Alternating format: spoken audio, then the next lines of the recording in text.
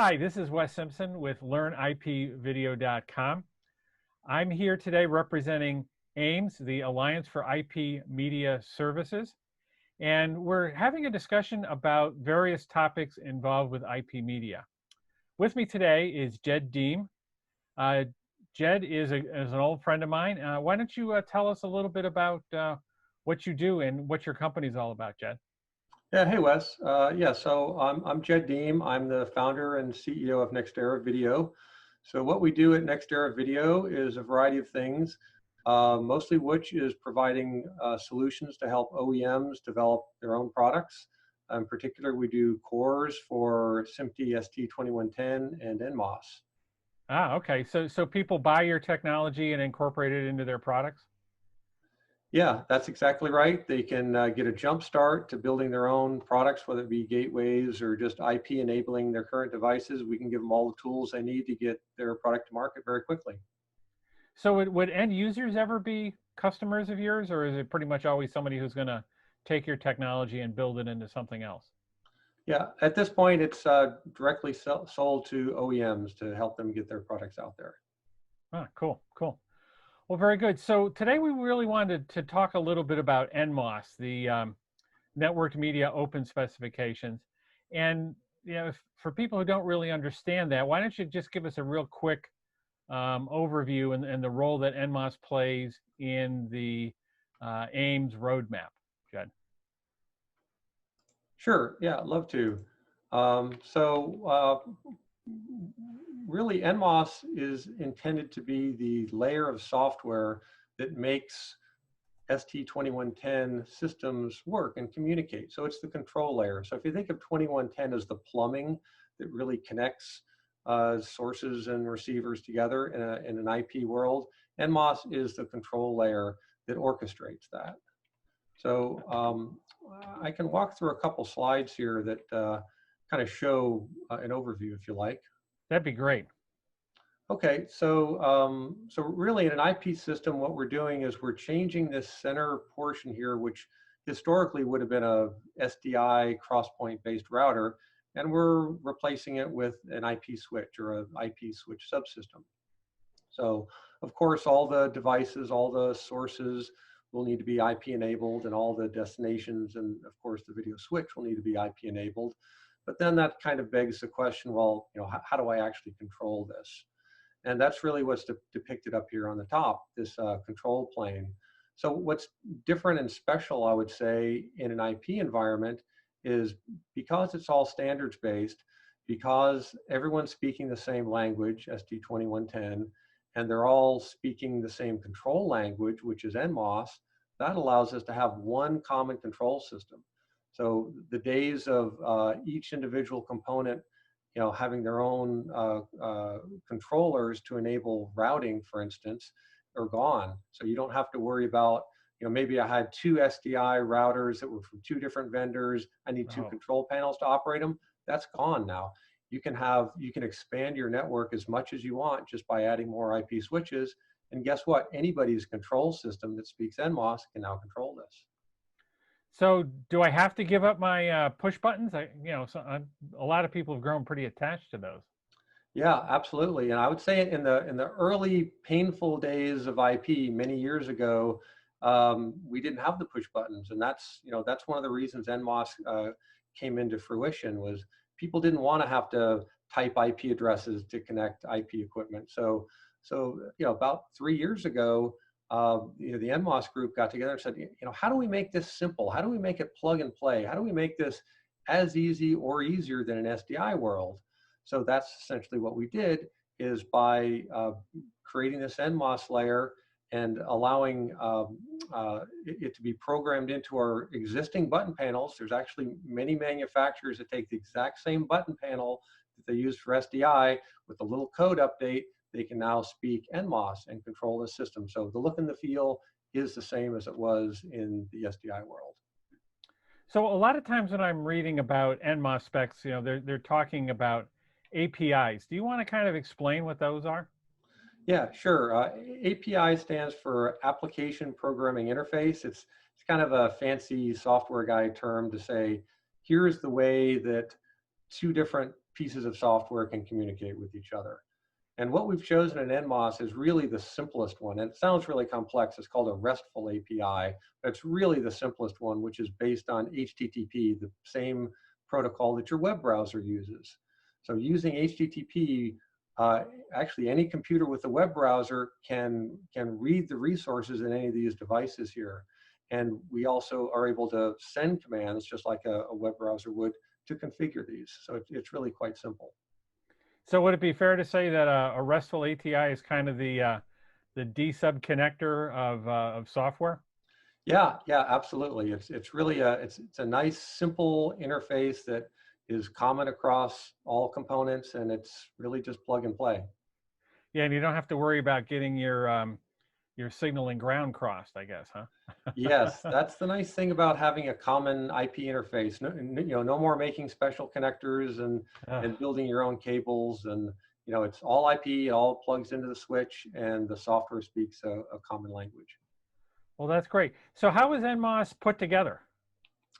Well, we'll talk a little bit about how it's connected and how it works in this next example here. So I think one of the key points that I wanted to point out in the beginning is, think of it as it's a way to control this new 2110 ecosystem. And so why do I need it? Well, what we're doing is we're replacing SDI with fiber in 2110. That's essentially what we're doing. It gives us a new mechanism to talk, and we're replacing these cross-point switches with broadcast receive models. So, in the old days, we were able to just, set a cross-point, throw a switch, and then we're able to make these connections.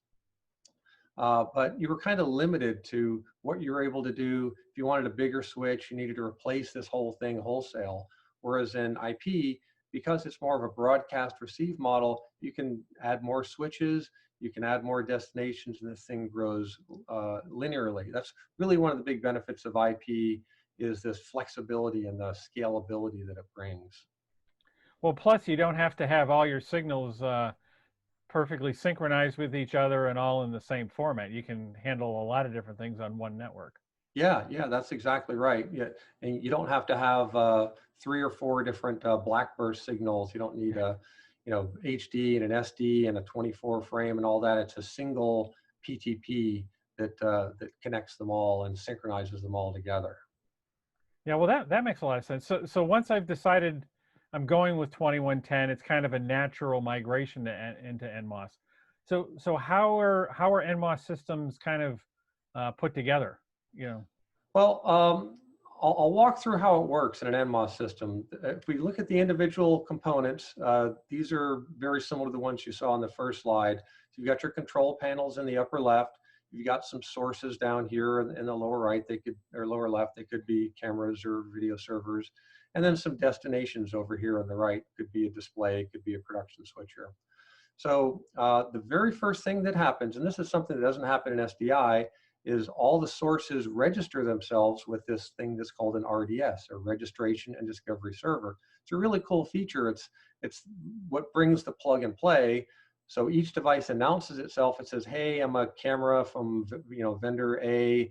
This is my capability," and they're all stored in this database. And then moments later, the control system can query this database, and it can see all the devices on the network. So you don't have to wonder, is SDI 7 actually plugged in to the router? Is it powered on? Because they've all announced themselves. So, and you can even do cool things like auto-populate the buttons on here with the vendor ID or the product ID that the vendor has provided. So now you've got a control system and a control panel that understands what all the components are out here. The next question is, well, how do I do a switch, right? Because there's no cross points anymore. How do you do this one of these fancy network-based switches? And the way that works is using a technology called IGMP, which stands for Internet Group Management Protocol. It's just a fancy way of saying that the controller is going to tell the destination to tell the switch to subscribe to a particular multicast stream or a video channel, if you just want to think of it from that standpoint. This monitor wants to look at camera 2.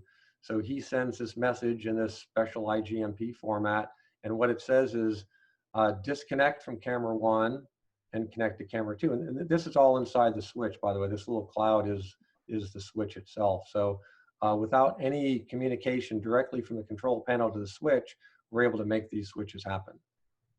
Well, that sounds convenient. So the end devices talk to the controller, and then the controller tells them, okay, you want to switch from camera 1 to camera 2.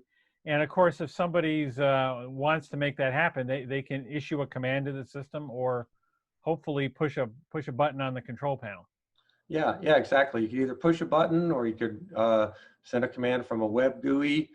You could even write your own software quite easily to be able to issue these commands. It's all just HTTP puts and gets.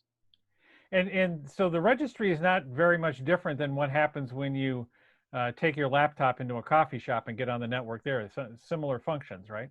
Yeah, absolutely. It's just a database that records the functions. So when you go into a coffee shop, you're getting your IP address from the local server that serves up your DHCP address. So in this system, so again, it provides the information that PC needs to talk to the network. So we do the same thing in NMOS. In addition to the mechanisms I've just discussed, we also have mechanisms where each device can learn about the environment it's in, like the coffee shop that you're sitting in. So we can learn what version of NMOS am I running? Is it secure or insecure?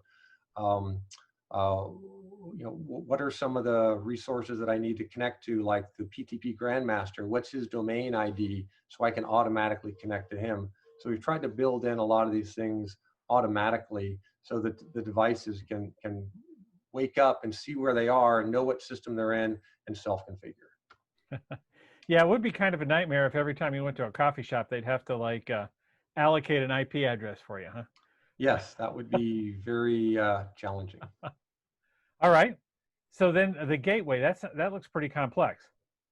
Yeah, it looks complex because there's lots of boxes in here, but I'll walk through them and show you that's really a lot simpler than it looks. So let's say you want to build a gateway. You want to build a device that takes SDI down here in the lower right and converts it to 2110, which is a common function. There's a lot of legacy equipment out there. Well, how would you do it? Well, it's going to be a combination of hardware and software. The hardware is kind of down here in the bottom, and as I mentioned earlier, we offer cores to simplify this. And these cores provide all the 2110 functionality, and then allow the customer to actually extend that and add additional capabilities. But somebody's got to talk to the hardware and tell it what to do. Well, that's where the NMOS core comes in. So the NMOS core is just a daemon that's running under an embedded Linux operating system that's sitting and listening for commands. And he's publishing these things that are called resources, but they're essentially just like a folder structure that you would see in a web browser. So if you browsed to the IP address of this node, you would see all these subfolders under here that are devices. They're not really folders, but they look like folders. So then your ST2110 controller can send a command. It can say like switch A to B, and it does that by writing little bits of information to these different resources. The NMOS core sees that it's happened. It sends those parameters down to the 2110 core, which tells the hardware to do what it needs to do. In this case, it would be enabling the flow from SDI. It would be encapsulating it appropriately and providing all the information that it needs to create a valid 2110 stream. That doesn't seem so bad. No, not too bad at all. And also we have our PTP, our friendly PTP sitting over here on the right that's making sure everybody's synchronized and marching to the same beat. Great, okay. So the interface spec for NMOS isn't one big monolithic document. It's broken up into a lot of different pieces. You want to talk about those a little bit, the different ISs? Yeah, sure. There's different interface specifications. We've talked about ISO 4, which is the registration, which is everybody telling the controller who he is. We've talked about ISO 5, which is the switching, which allows you to say, I want to switch now. You can either say, you can also say, I want to switch in 5 minutes, or I want to switch at 12 o'clock noon. So that's pretty flexible. But then there's a couple others. The next one that's really interesting is ISO 7. This is event and tally. And this is, again, if you look back to the golden ages of television when we had to do these with DB25 connectors and custom cables and breakout boxes, it wasn't a lot of fun, right? Getting it all working. So what we've done, since we're moving everything to IP, of course, the control is over IP now, but we also are standardizing through NMOS how to do the event and tally, which is like GPIO over IP. So in a system like this, you would have your production switcher, and he sends a program tally every time a camera, for instance, is selected. A tally signal is asserted for that. And following the NMOS specs, it sends it actually two different methods, WebSocket and MQTT, so that we've got lots of compatibility. And then the camera can then subscribe to that message, much like in the switch, the receiver can subscribe to a video essence signal. The camera can subscribe to a tally essence signal and use that to light up the nice little red light on top. Yeah, I'm wondering when we're going to get to the point for home studios where we have to have tally systems. That'll be interesting, huh? Yes, yes, that will. So the other IS that's kind of interesting is ISO 8. So this is audio channel mapping, which is kind of a nice thing to have. We had it in SDI. It was a little cumbersome. You had to plug a special board into your SDI router to do a de-embedding, and then you'd mix it together and then re-embed it. That's all gone away as far as the hardware for it, but the functionality still exists. By pushing it into the network and using the network topology as our switching infrastructure, and by virtue of 2110's independent transmission of audio, video, and meta, we can now do a lot of cool things. So we've got all these audio channels floating out there on the network, and video channels as well. But let's say I want to do a remapping of the audio. I don't need a special piece of hardware that decodes them all and shuffles them and puts them back out. Any receiver out there on the network that's ISO 8 enabled, and many of them are, can decide what audio channel it wants to associate with its main video channel. And it can do remapping and flipping. And for instance, this example over here, we've got 3 different video streams coming in from 3 different harmonic decoders. And each one has a different audio footprint, as you can see on the left. And what we're doing on this receiver, 2-channel receiver, on one channel, we're actually grabbing a bunch of different random audio feeds and associating them with the video. On the second one, this bottom one, we're doing an inverse. So we're taking this harmonic top left image, inverting the audio, mapping channel 1 to channel 16 and channel 16 to channel 1. So without any extra hardware, we can do a pretty fancy audio shuffling in IP with NMOS. And the nice thing about this is that you can do it right in the existing IP switches. You don't need even really a board for doing it, right? Yeah, that's exactly right. The streams are all on the switch, and it's just the receiver is subscribing to the one that it wants to put it together in the particular order that it's looking for. Yeah, boy, that does sound a lot more simple. Okay. So yeah, let's talk about switching. This you kind of got me interested in that. Now, how does this the switching process work? And there's a couple different ways of doing it, right? Yeah, exactly. Yeah, I walked through a little bit earlier the IGMP, but just as a review, in this method, the destination is sending a message to the switch and saying, I want to subscribe to this particular stream. And that works really well. We thought at first that this wasn't going to work in very large systems because it could be a lot of traffic. But we found that up to 2,500 nodes, different devices on the network could be supported through IGMP. But because we weren't really sure in the beginning how well it was going to work, we came up with another system which is called SDN switching. SDN stands for Software Defined Networking. It's been around for a long time, but we applied it to NMOS to say, well, what if I just want to control the switch directly? I don't want to have all this traffic from my destinations. I want to send a message directly to the switch. So in order to do that, you need a common interface. So that's what ISO 6 does, is it defines a language. again, using these RESTful APIs for a switch to be able to, and a switch control system called a network controller to be able to communicate with this control panel, which is also called a broadcast controller. And then you can do whatever you want. You could have huge networks with tens of thousands of devices. You can also do some other cool things like network discovery. The SDN system can go traverse through all the switches and draw a nice little map of how your network looks. So I would need something like this. Let's say if I was doing a remote broadcast, I had a bunch of cameras out at one location, and I wasn't bringing them all back simultaneously because I didn't have a big enough network pipe to get from that remote location back to my studio. I'd kind of have to do some switching out there as well as some switching locally, right? Yeah, absolutely. And this could help for that.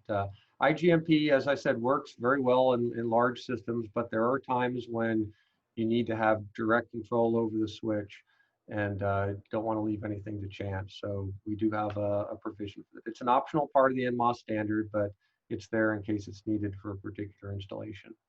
So are there many companies making the broadcast controllers and things like that, or is that kind of um, a small market? Yeah, it's a little bit small. So as I mentioned, the switch vendor really has to buy into this to make it work. And a couple of them did, and a couple of them did some early demos. But I think once they saw the results of the tests that thousands of nodes were handled under IGMP, they lost a little bit of interest. But you can indeed buy solutions today that work. They're just not as widely deployed as the IGMP systems. All right, cool. So this is an IP network, right? We've got to think about security. Yes, Yeah, that's security got to is be super huge. important. Yeah. Yeah, and anytime you put an RJ45 connector on something, you better start worrying about security. So So, how do we make it happen? so there's a few components in this, and this is really where most of the NMOS committee activity is these days, trying to work through all the details of the secure communications and getting it all nailed down. Let me walk through an example here that might explain this a little better. Good. So, we've talked about some of the basic components. We know we have a broadcast controller, and we know we have a IP source, and we know we have a destination. Well, what if we want to secure it? What other pieces do we need? Well, we're going to need an authorization server. And, it's an IP world. So just think of this as a piece of software running on some PC somewhere. And, and he's going to make sure that only authorized users are given access to the system. So what happens is somebody logs into their broadcast controller. That's one new thing that'll change. You're not used to logging into your button panel on your SDI router. But, if you want to have a secure environment, you'll have to log in if it's certainly if it's a GUI-based system, or maybe you'll have fingerprint readers on the button panels or something when you push the button. But some way you have to identify yourself. And you send this request to the authorization server. It says, hey, it's me, here's my name. And it uses this protocol called OAuth, which is pretty common in web-based authentications. And the authorization server says, okay, yes, I know who you are. You're on my access list. So it sends back this nice little token. And the token is kind of like your get out of jail free card. It says, now this guy is authorized to do something. It's you use this ticket and you can crash the gates. So the broadcast controllers, shows this ticket to the IP source and says, hey, look at me. I've got this golden pass. Please turn on your source and start sending it.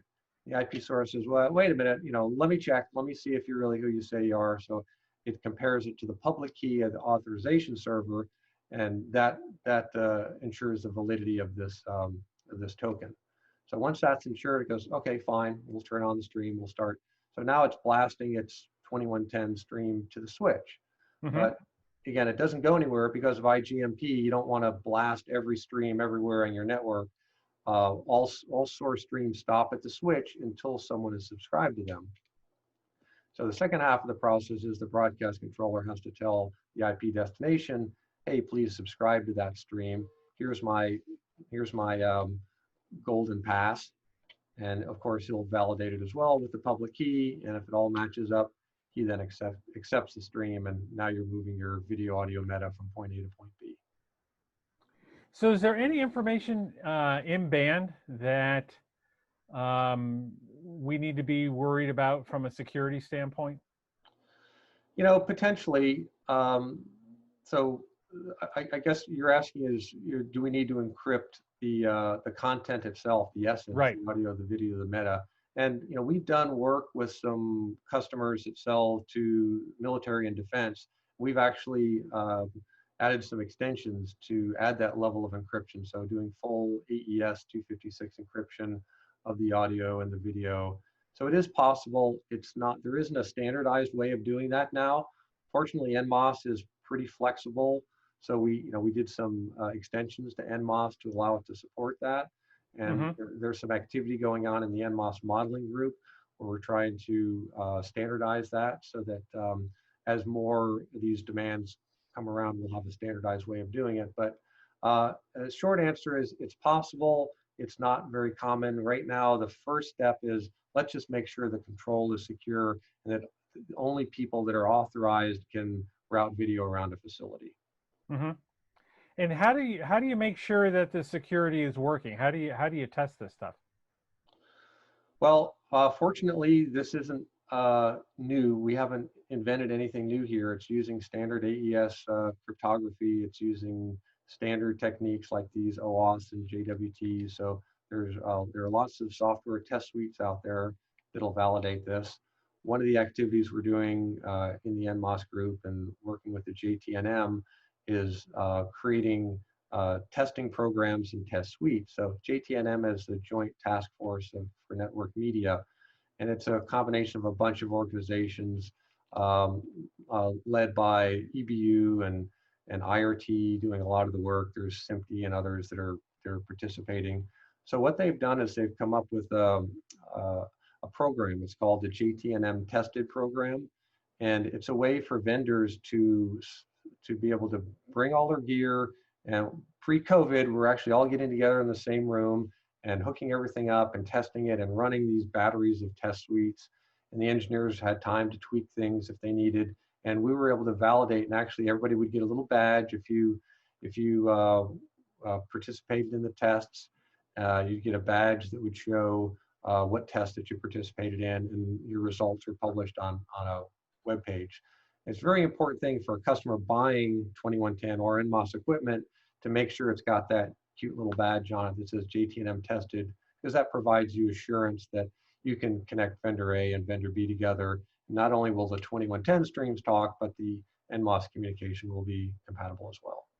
Yeah, it's kind of like some of the fun times we went through with SDI. I mean, it was usually pretty easy to get the video to flow, but to get all the embedded metadata and things like that working was a little bit more of a stretch. Sounds like we're at the same point here. Yes, we are. It's a little easier now because it's IP based and we've got test scripts that we can run. And I mentioned we used to all get together. The last test we did virtually because we can just remotely log into other facilities and we can run these test scripts, and we don't actually all need to be in the same room to be able to test this out. Yeah, that's great. That's great. So let's talk a little bit more about some of the other aspects of NMOS. I mean, what should people really know about it? Yeah, well, it is the interoperable control system for our new IP world. It's a really crucial component that ties everything together. It started with ISO 4 and ISO 5. ISO 8 was added a little over a year ago, and the important thing to know is that it's not an experiment anymore. It's not a test. 3 years ago, you might have said that, but for the last couple of years, it's been out, it's been tested. There are vendors that are providing this. It's solid, it's stable, and it's something that should be seriously looked at as a really not an option, but as a required component for any IP-based system. And that's just not just my opinion, but the EBU has actually published a document. It's the minimum requirements for a interoperable IP system, and they spell it out very clearly in there. You shall have ISO 4, ISO 5, ISO 8, ISO 9, because this is what makes the transition to IP simple, which is what everybody wants. Nobody wants to be struggling to make all this work. If everybody follows the guidelines and everybody's systems are built in compliance with it and tested in compliance with it, it just makes it that much easier for the end customer. Cool. And BCPs, you want to talk about those for a minute? Sure, absolutely. Yeah. So BCP stands for Best Current Practice. So some of the work we do in NMOS is released as an IS, a specification, but there's other work that doesn't define a new API, a new software interface, but it's more of a guideline of how to use some of the existing APIs. So there's a couple ones. There's BCP 002, which is the grouping spec, and that's a way to form these natural groups. You might want to associate a video and an audio and a meta that all come from the same video server, for instance. Remember, they're sent as 3 different streams. So on the network, it's sometimes hard to put them together and know who came from what. So using this natural grouping and this group hint, it's a nice, easy way to say, oh, these are all from the main camera, or these are all part of my production output. It's this audio 5.1 channel stream and the video. Similarly, on the security side, we've got an IS-10, which talks about authorization, but we've also got a couple BCPs that go with it that say, well, here's how you provision a system. Here's how you use things like HTTPS in our API communications for security. Here's how you deploy certificates, for instance, for making sure that you have trusted sources. So those are all covered with these BCPs. Yeah, so they're kind of the supporting documents. They're not really part of the official spec, but they sure help you figure things out and give you advice on how to do some other things, I take it. Yeah, absolutely. And that's the goal, is we want to have a set of tools that we can hand over to a facility or a system integrator that gives them everything they need to quickly come up with a very powerful IP-based system. Very good, very good. So anything else you think our audience ought to know about NMOS? Well, I think that pretty much summarizes it. It gives us everything that we had in SDI, plus some magic, like with the audio routing that we mentioned, and plus some magic of identification of sources. It brings a sorely needed security layer, which there just wasn't a practical way to do in SDI.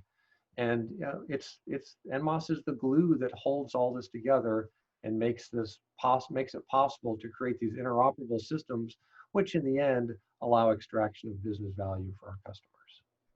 Yeah, I really like that interoperable part. It used to be you had to buy a certain controller for a certain cross-point switch, and not everything would work together, or you had to buy everything from one manufacturer.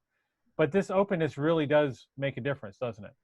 Yeah, it's huge. It takes a lot of the risk out of it, and you know that you can expand and connect different components together and not worry about having to be in a single vendor ecosystem. It allows you to get the best of everything, just like when we used to buy audio components separately. You'd buy the best tuner and the best amplifier, the best turntable. Nobody wanted to buy everything in the system because no one vendor can provide the best of everything. So it's really powerful and enabling for our production customers. Very good. Well, Jed, thank you. Thanks for your time today. Been pretty informative. I see you put your contact info up there. So people can contact you to see how this stuff actually works. Yep. Please feel free to reach out to us. If you just want advice on building your system or building your product, let us know.